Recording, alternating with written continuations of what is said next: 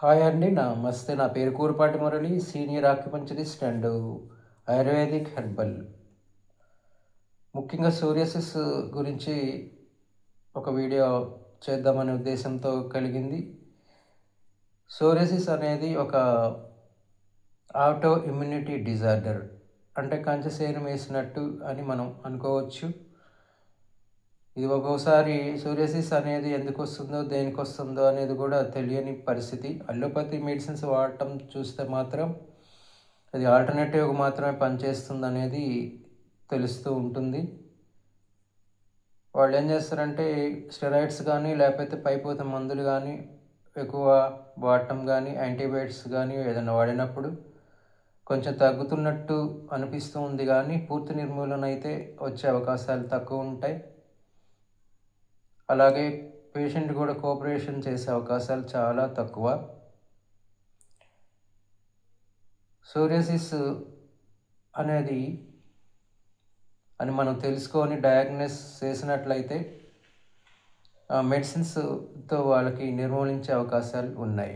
అలాగే మనం ఆయుర్వేదిక్లో కానీ హెర్బల్లో కానీ చూసుకుంటే సోరియాసిస్ పూర్తి నిర్మూలన చేసే అవకాశాలు ఉన్నాయి. అయితే వాళ్ళు కోఆపరేట్ చేయాల్సి ఉంటుంది.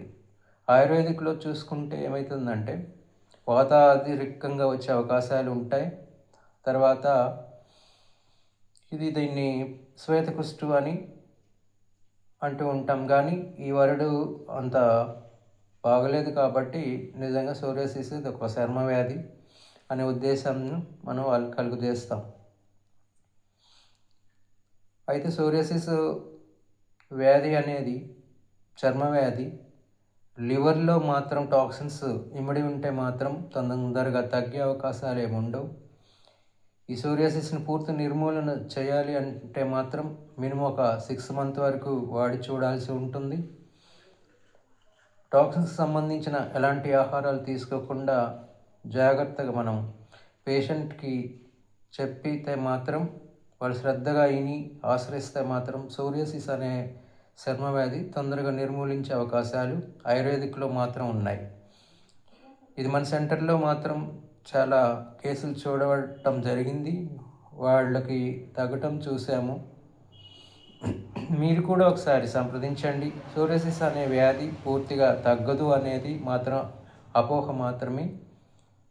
ఈ అపోహ నుంచి తొలగి మీరు మా దగ్గరకు ఒకసారి వస్తే మాత్రం ఈ వ్యాధి నుంచి పూర్తిగా రక్షణ కల్పించడం జరుగుతుంది. Thank you.